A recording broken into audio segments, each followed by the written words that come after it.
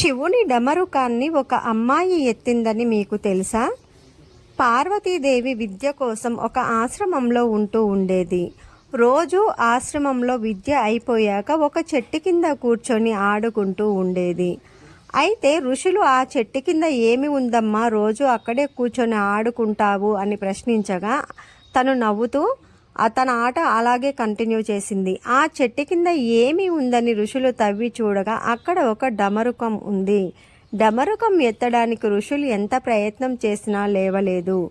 రాత్రిపూట ఋషులు అంతా భోజనం చేస్తుండగా డమరుకం శబ్దం రావడంతో ఋషులు అంతా వచ్చి చూడగా అక్కడ లోకమాత పార్వతీదేవి డమరుకాన్ని నవ్వుతూ మోగిస్తుంది.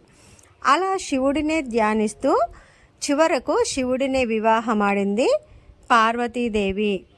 ఓం నమః శివాయ.